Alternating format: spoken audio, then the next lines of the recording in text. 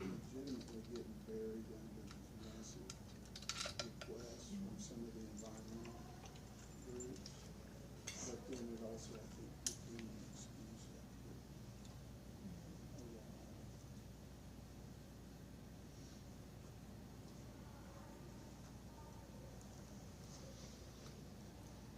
There were one or two groups that were coming in and was going to be a bunch of requests.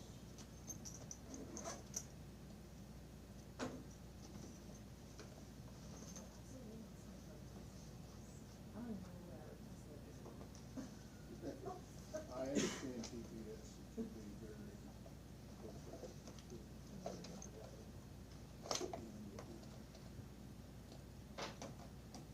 And then, you know, with local government, sometimes they're fairly prompt and sometimes they aren't. Sometimes it's because they just don't know what to do. Or they don't have the staff. I mean, McAllister was, I've been told McAllister is part of the city of Dallas. Really? The guy seems so, like, when I saw him before the tornadoes, he seemed like so prompt and eager. Well, the thing, what I was told was that, I think it was McAllister, somebody was coming in a bigger amount than they can and it wasn't the news organization, it was somebody who had some kind of accident or something, and he was coming in and making a bunch of requests and they were just going to quit. And sometimes people request stuff that doesn't, the election, some of these elections are coming in and asking for stuff they know about on the internet that doesn't exist. I mean, materials don't exist.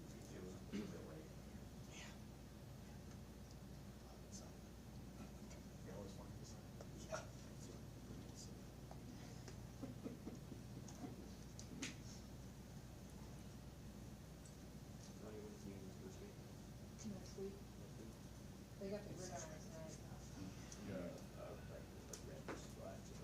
No, it's where all the other schools, like a whole bunch of schools come to Union and scrimmage.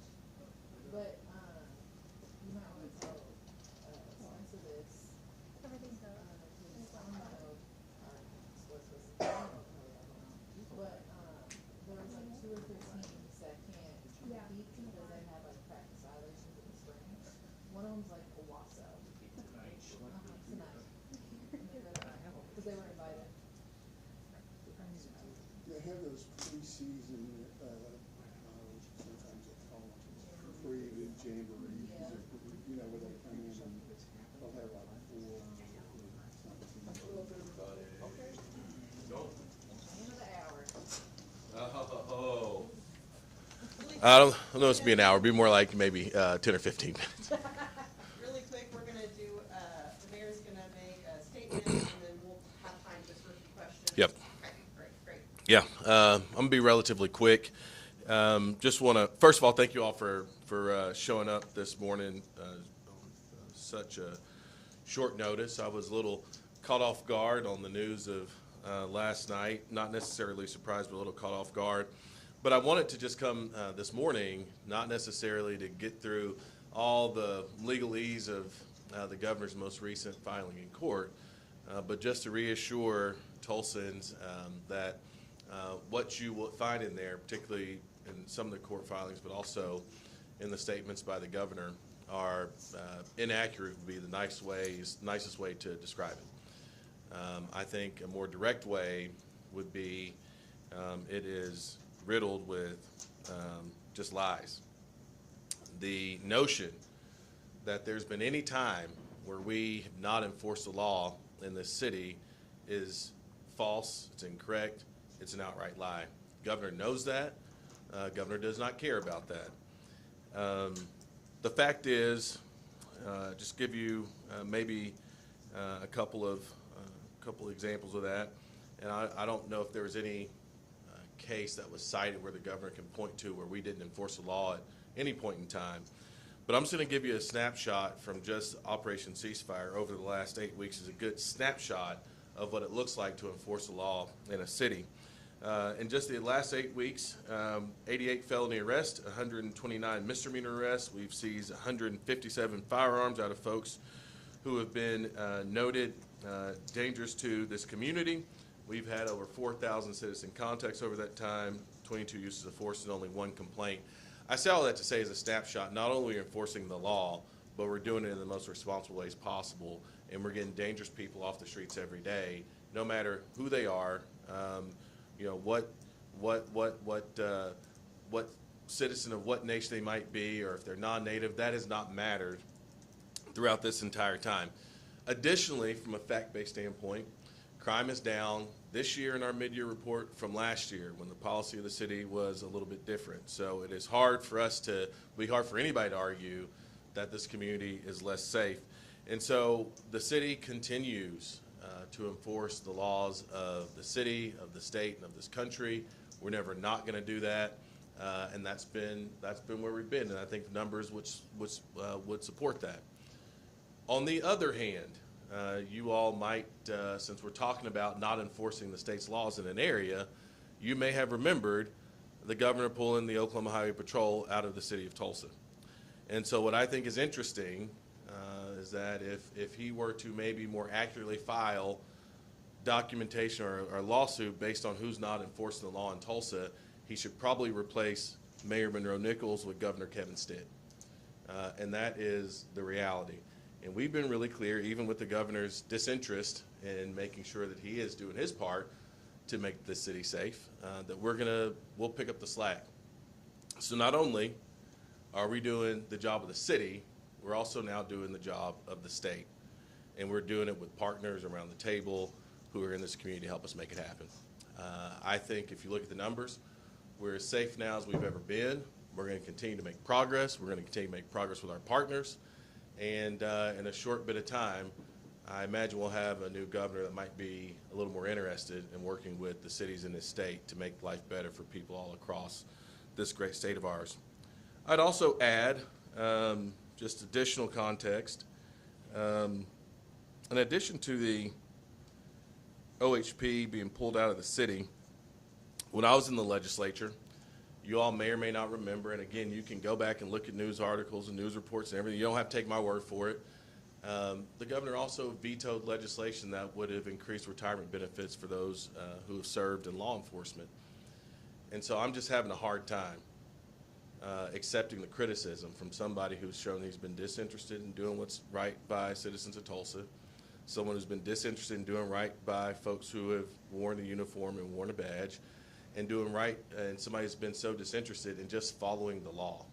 The governor has not been successful, as best I can tell, in one significant case as it relates to Indian country. I don't know if that is because his politics is driving that way or because he's getting bad legal advice. I don't know the reason that is, but he is not an example to follow when it comes to public safety or it comes to relations with Indian country, and in fact, probably relationships with anybody who might disagree with him. This is a big, diverse city. We got to work on a bunch of different perspectives, and we got to do it together. So whether it is the work that we're doing in homelessness, in education, in economic development, the public safety work we're doing it with everybody who's a true partner in this community. And it's unfortunate that we don't have a governor of the state who chooses to be a partner. So with that, I'll answer any questions you guys have. Yep. Good morning. Any word, have you had direct contact with him in the last 6 months since you've kind of been in office about anything? Yeah, look, I went to, the governor had a conversation about this early in the legislative session, went up to Oklahoma City. We disagreed on this particular issue, but I went to him. The governor did not come to me when it came to taking OHP out of Tulsa. He's not come to me about this deal. Since then, one of us behaves like an adult and is willing to have a conversation about something that is in accordance with the Constitution of the United States of America and the courts here in the state of Oklahoma. The other one of us decides to handle things a little bit differently by throwing, political grenades that are pretty flimsy from a legal standpoint. One of us has only been in his job for 8 months. The other's been in his job for 7 years. And it would be hard to imagine which one is which based on the behavior of good old Kevin. already talked to, or do you plan to have discussions with the tribal nations in the area about like what kind of the next steps for this are? The next steps, we're going to continue. We have a working group that's been established. The first meeting was yesterday to work through some of the technical challenges. Look, the agreement that we have been working on with the Creek Nation is one that has a ton of technical challenges in it, and we've got to work through those, and we're continuing to work through those. I've not talked to them about this in particular because we talk often as we're working through things that we're all concerned about. Everybody around the table is concerned about public safety. Everybody around the table knows that we have to get it right. Everybody around the table knows that we have to get it right in a very kind of logistically challenging setting. I mean, we're the largest city in the country that's all Indian reservation, so we got to figure out that's not easy. But we stay in constant communication. Again, I couldn't be any more sure that we're on the right path. But I also know that there's a lot of things we got to work out. So I've not talked to anybody since last night, but it's also because we feel like we're on a good path, and just because the governor has his newest, latest, and greatest idea of how to try to get in the way of progress, didn't make me pick up the phone and worry anybody about it last night or this morning. I apologize if I put this plainly, but between the lawsuit and this agreement, I gotta ask, are Tulsa police gonna enforce the law? We've always enforced the law. That's not a question. It's not a real question. And that's the thing that everybody has to understand. There's never been a time where we're making a decision to enforce the law or not. It is the Tulsa Police Department. They enforce the law. The biggest job we have here is public safety. There's never been a time where enforcing the law was not part of the calculus. That's been the Creek Nation, the Cherokee Nation. Everybody knows that we have to enforce the law and is very much aligned on that has to be priority number one. The question on the table is who prosecutes who based on the crime that they committed. That's all that we're talking about here. So there's never been a time. That's why it's so dangerous to listen to somebody who will say anything to try to win a political battle. The law gets enforced. And if Kevin Stitt doesn't think that, he can ask his brother. His brother is at the center of one of these cases. His brother's been the one trying to matriculate this all the way to Supreme Court. His brother got a ticket after that. His brother's last ticket has been processed and he's been held accountable.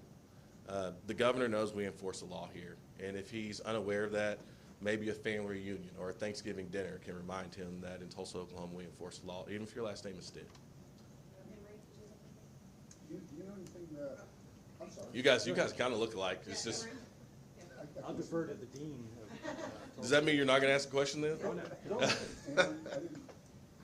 It has you've not talked to the governor at all about this in the last, since this settlement came about, is that correct? That is true. Is there any indication or any pathway, you think, for the governor to do anything more aggressive than file a lawsuit in the Supreme Court? I'm sure if he had options, he would try to do something. Again, like what everybody needs to understand, the governor's battle with tribal nations goes back long before I was mayor. This is a continuation of a political battle that he just can't get past. It started with compacts, so it started about money. Now it's about this. That's not my deal. My deal is making sure we're doing whatever we can to make sure that this city is safe.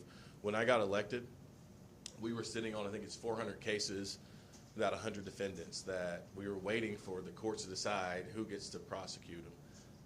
I don't think that made us any safer. We essentially we're in a state of limbo. We're breaking that up now, and now people are being prosecuted no matter who you are. So if you get pulled over, you commit a crime, you do all those things, you're going to be held accountable in Tulsa. And then who prosecutes you is the only question at hand. And so we are enforcing the state's laws. We are enforcing our city ordinances, and we're enforcing the laws of this country, while also enforcing the laws of Indian country. And those laws, if you went back and looked, they're all the same. And where there are gaps, we're working through those gaps. And that's the work we're doing right now. So if he could do something more aggressive, I'm sure that he would. For me, again, so everybody listening understands, Supreme Court opinion, Oklahoma Court of Criminal Appeals, I believe, opinion on this deal. We didn't make this up. This is the Constitution of the state and the Constitution of the United States. We didn't make this up. we're figuring out within the environment that we're in, how do we make this city safe? It's a conversation that should have happened, led by the governor, after the McGirt opinion was issued 4 or 5 years ago. We wouldn't be here right now if that weren't the case. The governor was unwilling to do it. He didn't do his job, so I'm doing his job. He decided not to do his job by taking OHP out of the city, so I'm doing his job. At every turn, we're doing his job, and the results speak for themselves. Like I said, crime is down. Our relationships with tribes is on the up and up. We got a lot of work to do, but we're doing the state's job because the governor chooses not to. And I believe that the AG's opinion will back us up on that as it relates to OHP. As I understand, we're talking just about misdemeanor cases. That's right. So, do you have any information on how many cases have been referred to the Muscogee courts? And whether they've been, I mean, the complaint is that, well, they get referred to the tribal courts and then they're just dropped. Yeah, well, first of all, that's not true. I mean, there is some things, when I talk about all the technical challenges we're having to work through. One is, how do we have transparency when somebody gets sent to a particular court and what happened with that case? That's actually something that's been a part of the conversations we had, and we've gotten commitments from our tribal nations to make sure transparency is there. But I think the other thing should also be applied to our municipal court and state courts. Not everybody who goes to see the district attorney or a prosecutor goes to jail. And so I bet if you did the analysis of both, the numbers would be somewhat similar. I'm happy for us to, I think we've publicized how many cases we've actually sent out to both Cherokee and Creek Nation. I don't have that number off the top of my head, happy to share.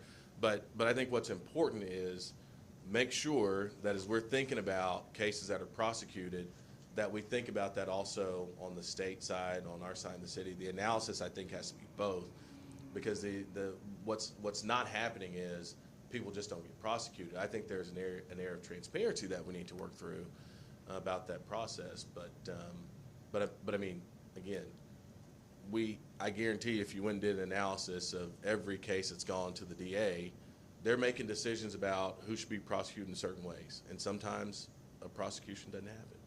I think that's true in every court, and I'd be really interested in seeing an analysis of all of our courts and how that's working. For one more question. Anything else? I was just wondering, while we have you here, if you could make a comment about the city council passing that new homeless initiative last night with new housing. Yeah, I was really proud. I mean, look, it's a piece of a lot of things that we have to do, but you know, it's 300 folks who we're going to work to house and support, right? That's where that money's going to be going to. I got to say, you know, I hate to bring it up, but this is another big issue. And I know there was a news story where the governor took this tribal agreement and said, this is the reason why homelessness exists in Tulsa and public safety and all this kind of stuff, which is really interesting. So I'm like, well, the guy actually must never ever drive across the state. But Governor, 2 years ago, got rid of the state's interagency council on homelessness. We just voted last night here in Tulsa 9-0 to work to house and support 300 people, and we're going to continue that work down the road. Again, we're just solving problems that we don't worry about the politics of it. We're just solving problems out in front of us. And so whether that is homelessness, public safety, education, economic development, we're just solving problems. We're doing it with our partners. I'm really proud of the council. I'm really proud of the partnership. And it's helping us on our pathway to get to functional zero by 2030. And I'm really excited about that. I thanked the counselors yesterday. These things aren't easy, but when you have good leaders in a building, and we got 9 folks who are really passionate downstairs, I think they showed this community and frankly the state that not only can we do big things, but we can do hard things. I'm really proud of all 9 of them. Cool. Thank you, guys.